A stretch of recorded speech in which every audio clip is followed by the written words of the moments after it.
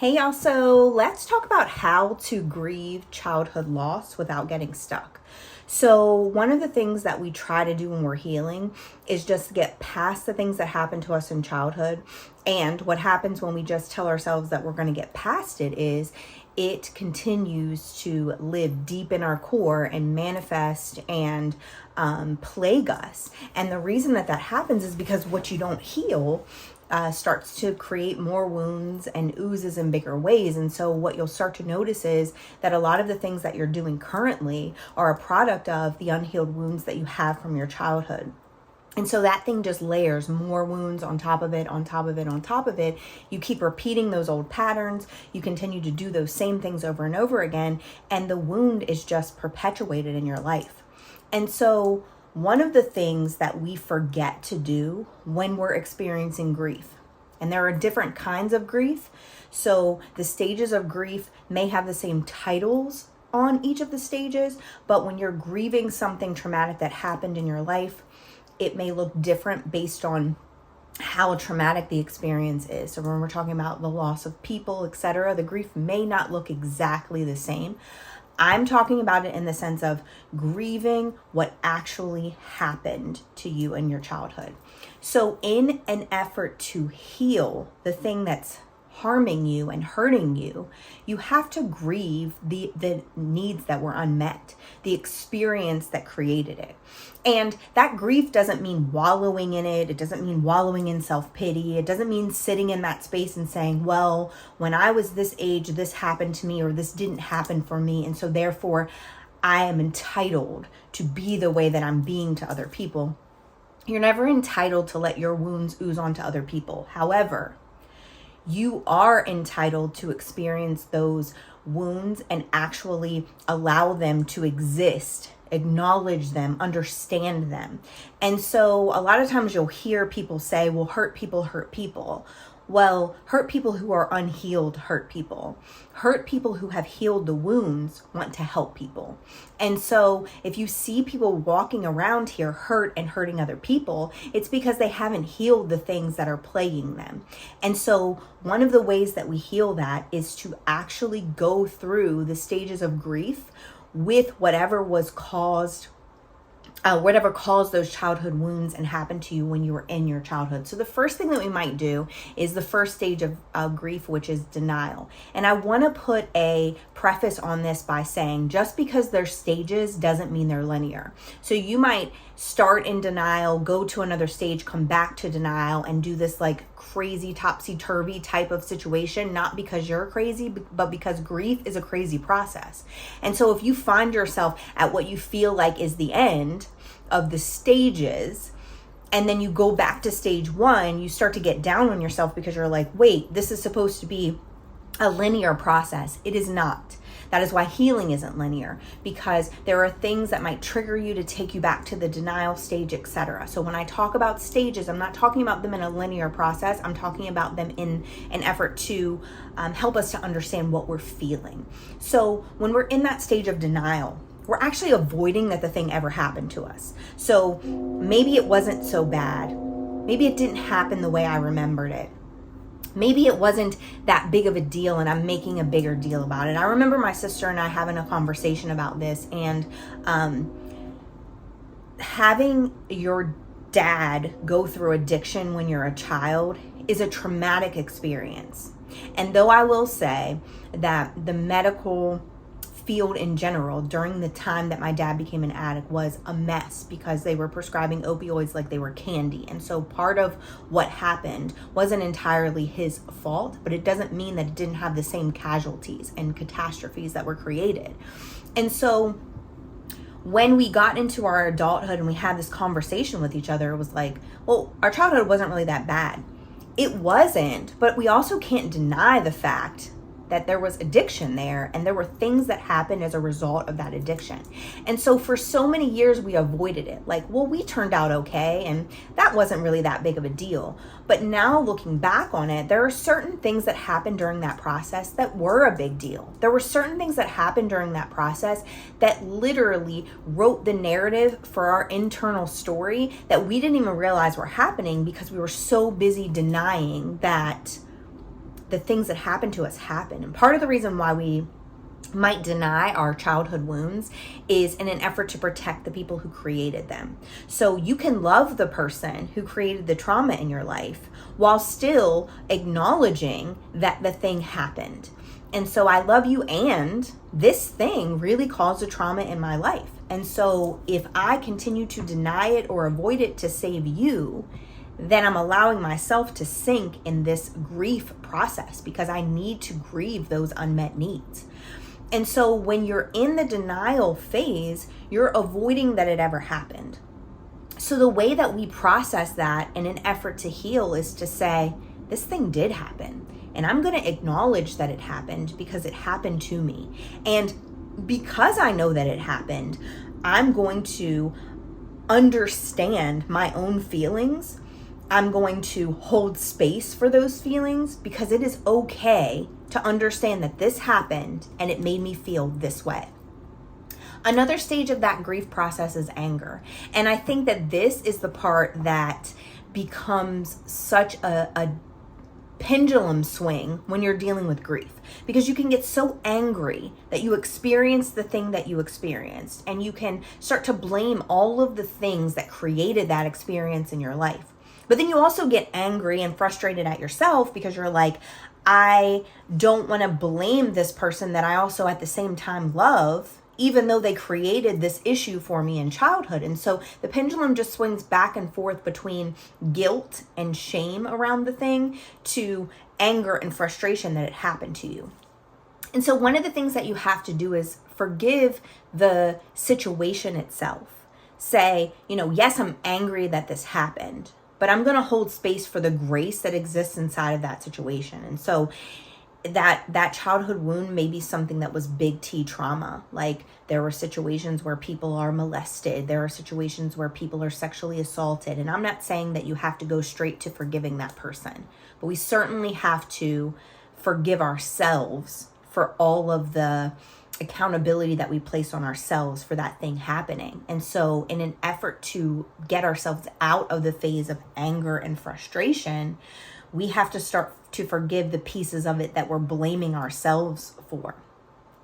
Another part of that grief process that we're going to go through when we're healing from those unmet needs is the detachment piece. And detachment, it just happens when you're completely overwhelmed. So I'm so overwhelmed by the way that I feel right now, by the fact that I've acknowledged what happened to me actually happened, that I cannot deal with this thing right now. So I'm going to detach from it. And I'll tell you this, when you are training for anything, it is imperative that you rest. When you're lifting weights, when you're training for a marathon, when you're doing anything that requires you to get out of your comfort zone and push yourself, it is imperative to rest.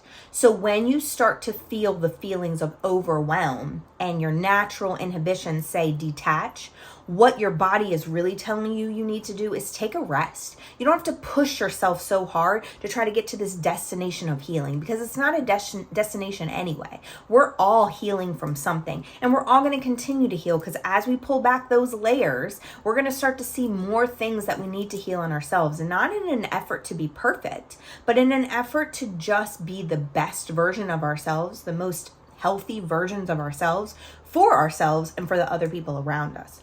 So when you start to feel yourself detaching because you're just so overwhelmed by the situation, that's when you need to tell yourself, you know what? I don't need to do this today. I need to take a rest today. Maybe you take a break from your journal that day. Maybe you take a break from just experiencing all the things or trying to force all the things. Maybe you sit in your comfort zone for a day, and that's okay. Society will tell you that if you're in your comfort zone and you're not doing the things that you're capable of and you're not growing and all these things, and yeah, that's true, but also if you push yourself every day to lift a heavier weight and a heavier weight and a heavier weight, your chance of injury increases exponentially. And that's exactly what's going to happen in your grief journey. If you push yourself to go beyond the point that you're ready for, then you're going to injure yourself more than you're actually going to heal and help yourself.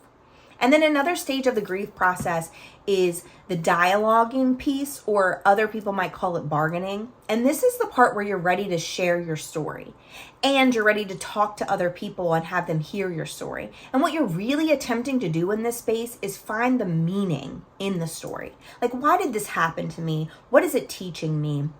What might I stand to learn from this situation? And we get to that space when we start to understand that acknowledging it is just a small piece, and getting angry is a pretty normal piece, and stepping back from it and taking a rest is a pretty normal piece. But then when we get to the clarity piece, the part where we're trying to really make sense of it and make meaning of it in our brains, that's when we're able to actually be honest about our story, to tell the story from the perspective at which we lived it and not feel the guilt of telling that story. But then additionally, to be able to tap into God and say, you know, you wrote my story. So why did this happen? What's the meaning of this thing? And when you start to feel yourself telling your story, you're still going to have those bouts of shame and resistance. And that's a part of this process that you're going to have to push through, because you can resist telling it, but you also are more apt to not find the meaning in it if you're not really telling your full story. You can still sit in the space of feeling the guilt, but if you tell your story anyway, the more you tell it, the more you start to actually accept, this is what happened to me. And if I don't resonate and resolve that I need to share this in order for me to heal from it, then you'll miss the part where the meaning becomes revealed to you. And then another part of the grief process, which is the part that I think all of us want to get to, is that acceptance piece. It's the part where you can accept that it happened and make a new plan for the future.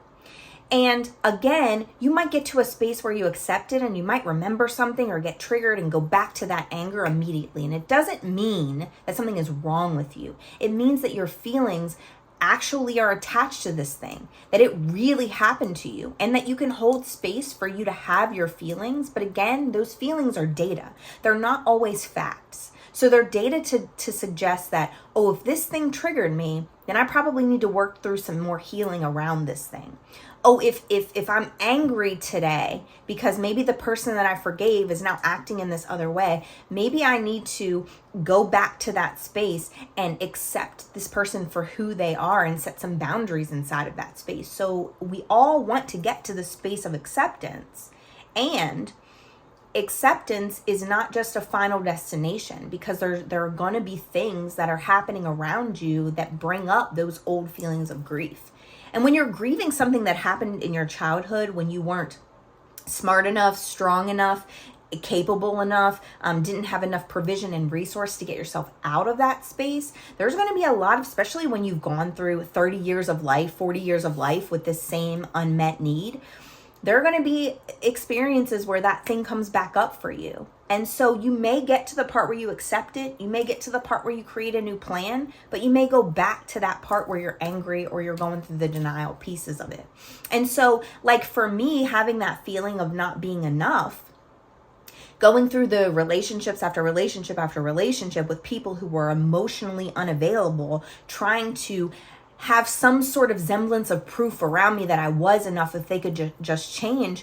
I didn't stop that cycle until I accepted that parts of that cycle were created by the unmet needs from my past and the wounds from my past. And I could wallow in it and say, well, my picker's broken and I'm just this way because of what happened to me. But I decided that I didn't want to do that anymore. So I acknowledged that that was the case. I acknowledged that a lot of the particular habits that I had created were a result of being treated certain ways by the people that I loved. And I also acknowledged that I didn't have to allow that to affect me the same way anymore. So I could develop a new plan. It doesn't mean that I don't still need reassurance from the people around me more deeply on some days than other days because I'm having a bad mental health day. It doesn't mean that that doesn't happen. It just means that my plan looks different and I can go back to those stages of grief and really grieve what I feel like I lost in my childhood. because I can get stuck in it if I don't go back to those stages and reconcile with them. And so for you, some things that you might consider doing if you're going through the phases of life and you haven't quite allowed yourself to grieve the unmet needs, so you're really having a struggle with healing and so you're stuck. One of the things that we should start with is just naming what you didn't get. Whether it was love or presence or protection or all of those pieces in your childhood that are supposed to be a given and you didn't get them, you have to name that thing. So I didn't get the love that I wanted to get from this person, or these people were in my life in title, but not in presence. So naming what you didn't get, or I don't feel protected. As a child, I didn't feel protected. And so now it's hard for me to trust people because I didn't feel protected then by the people who were supposed to protect me.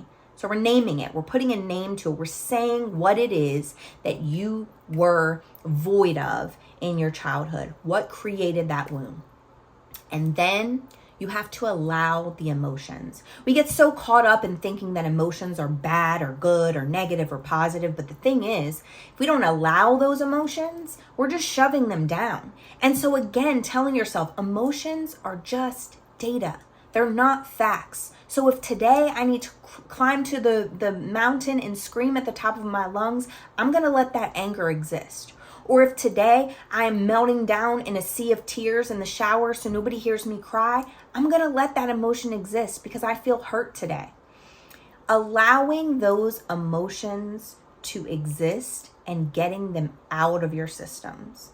So crying, journaling and writing down exactly how you feel, going to your knees in prayer, which is a big one, to tell God, I'm having this emotion. I understand that this emotion is here based on something that I didn't get in my childhood. And I am asking you to free me from that experience. But also at the same time, I'm asking you to fill that void and that gap, because I know that that can only be filled in a way that you can do it and not in a way that any person in their physical being can do it.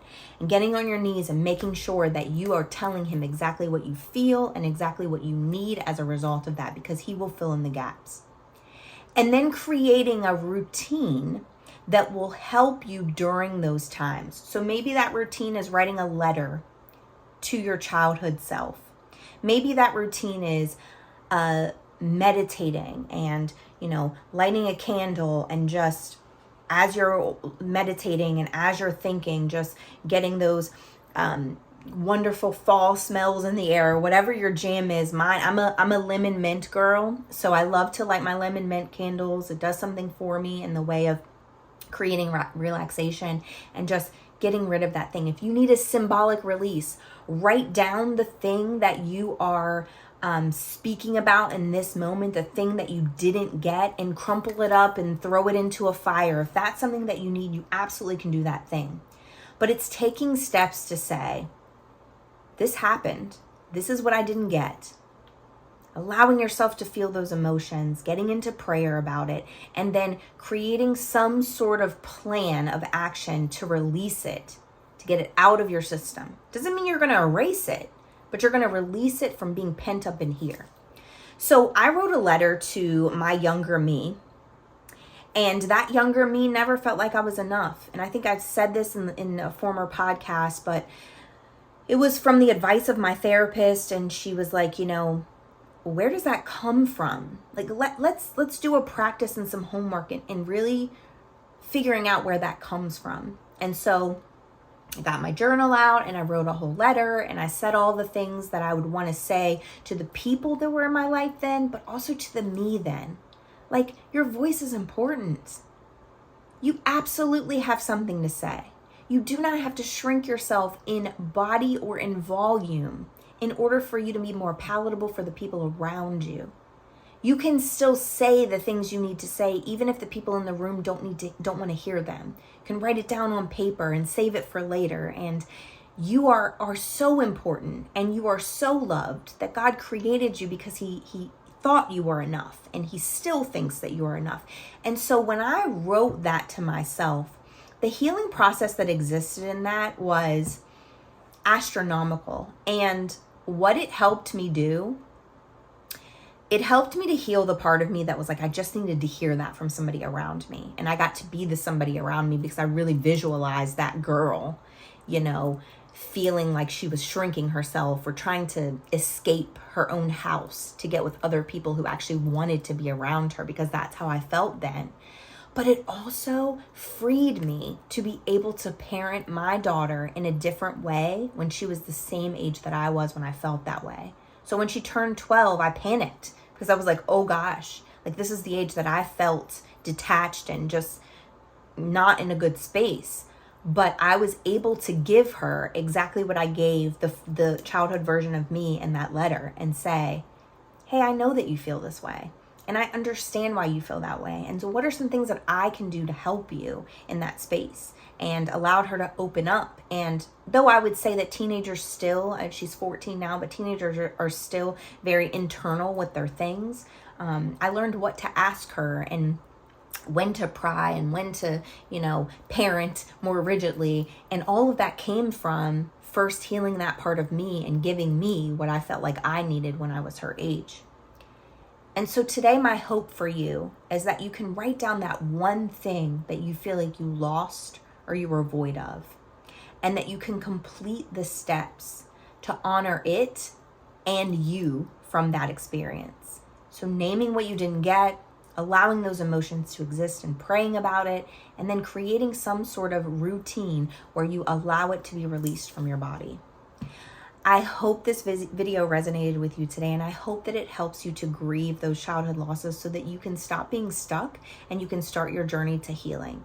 If this video resonated with you, or even if it didn't and you know someone who would benefit from it, please like and subscribe to my channel so you can get more content. And as always, knowledge gained and kept to yourself is selfish, but knowledge shared with the world could just be the catalyst that they need to break free from the bondage that they're in. So share, and make sure that everybody gets the message that they need to be able to live a life of freedom. Thank you guys for tuning in, and I'll see you again next time.